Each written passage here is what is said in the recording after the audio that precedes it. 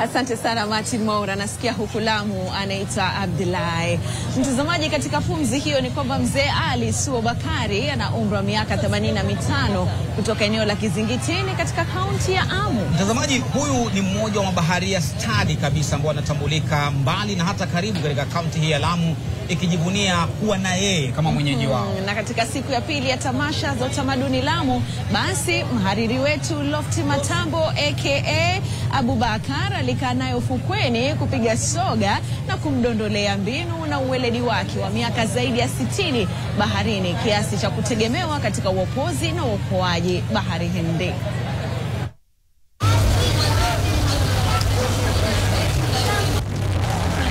Kwa jina naitwa Ali Suo Bakari. Mimi nizaliwa Kizingitini, lakini nimekuja Lamu, nimeketi kwa muda mrefu, na nimekuja hapa Lamu kazi yangu hususina ni kazi ya uvuvi. Mimi sikusoma, ni kazi ya uvuvi ambao ndio nanyuka nao. Kwa bahati kazi ya uvuvi ilinunua kiasi fulani kwa ujuzi wa kujua mambo ya bahari. Kwa utafiti wangu ambao sikusoma kiakili, nilijua mengi baharini na nikafunda na wenzangu.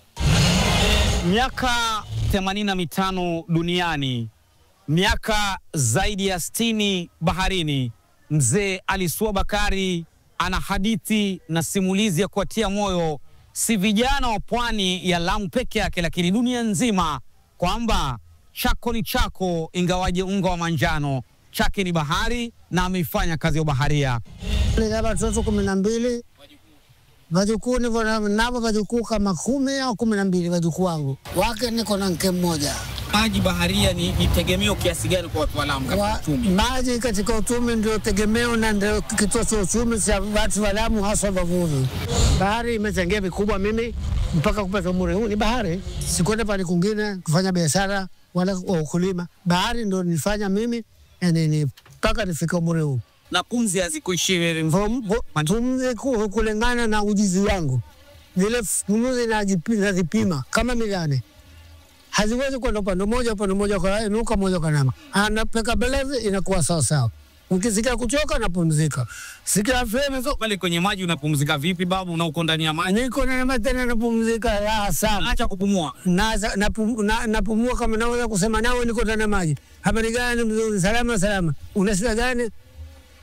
Sivute sigara, lakini naweza kuambia nipa sigara nikavuta pale pale ndani ya maji. Kabisa, kwa sababu niko na viatu kama silpa. Sasa vile nikisimama na wewe nikidipeka silame na zungudana kama hivi unavyozungumza.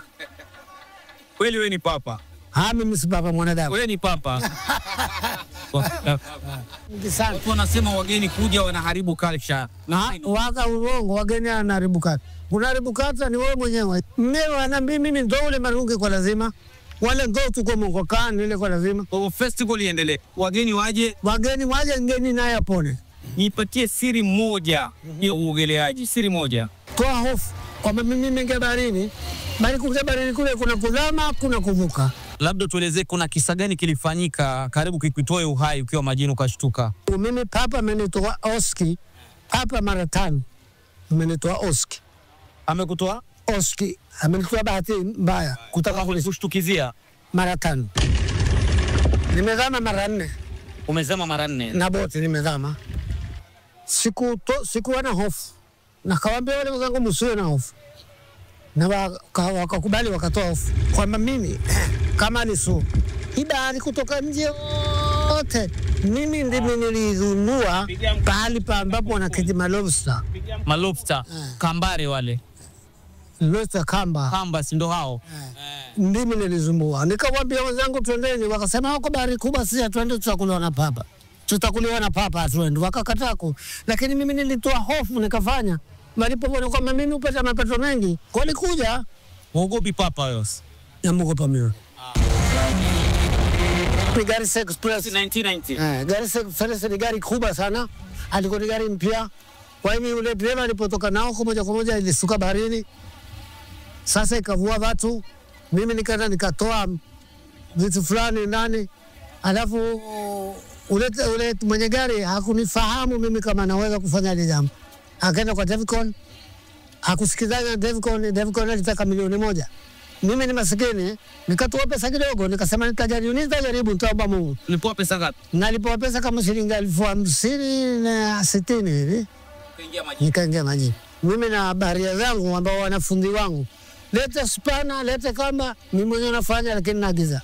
Nalifanya hivyo, nikafunga gari madramu 45, 45 drum, na nikafunga katika gari kwa ujuzi wangu, na gari Mungu akajalia ikatoka. Kaitoa matairi? Sikutoa matairi, ilipanda na macheri yaka. Tulifanya mkutano na jaji, manake mbona kama tutatoka katika mada kuhusu habari ya vijana. Litoka amri kwamba vijana wakati wao kata sijui nini hawana ruhusa kuingia baharini kuoga, na ni si wakati yoyote, si wakati wa kata wasingie baharini kwa sababu watatarisha afya zao. Mimi nikanyuka kwa ukali sana, nikamwambia bwana jaji, sikia, watoto wetu utaingia baharini ukipenda ukikataa, kwa sababu kesho tunawahitaji wale watoto kule baharini wafunze wage. Utatembea watoto wasingie baharini, bara watoto wasingie baharini, lakini hapa wataingia baharini. Jaji aliteka. Kwa hivyo mtoto wa Lamu lazima ajue kuogelea. Lazima ajue kuogelea, ama atakuja huko ni mgeni akija hapa ajue kuogelea, ajue ni kaburi lake liko kule baharini. Kwa hivyo ili kuepuka kaburi lako liwe baharini lazima ujue kuogelea. Lazima ujue kuogelea. Asilimia ngapi ya watoto hapa wanajua kuogelea? Asilimia nyingi sana ujue, maana si hapa peke yake. Karibu watoto wote. Karibu watoto wote. Hapa kuna watoto Matondoni wajua kuogelea, kuna watoto Sela wajua kuogelea, kuna watoto Mpate wajua kuogelea, kuna watoto Kizingitini ambao ni Adikota wajua kuogelea, Faza wajua kuogelea. Kuna sehemu mpaka kufika boda Kiunga, watoto wote wajua kuogelea. Mtoto mdogo kama ule siji kama muone. Miaka kama 9 ile. Ule akiingia majini karibu hata miaka 5. Hata miaka 5 mtoto Lamu anaogelea. Babo sasa inaweza ingia pale hata kama sijawahi kuogelea tangu mzaliwe, bora nitoe hofu, tunaweza ogelea. Kama hujui kuogelea haramba utaweza kuramba. Kama hujui kuogelea ukitoa hofu utavuka. Kama ukiwa na hofu huvuka. Sasa mimi niko na vitu viwili sina. Moja nina hofu, pili sijui kuogelea, nifanyeje? Sasa hapo wewe kufunga zaidiki. Hapo sio kusaidika. Wewe kama huna hilo wewe kusaidika. Mwana tena mzee wako alisema mimi si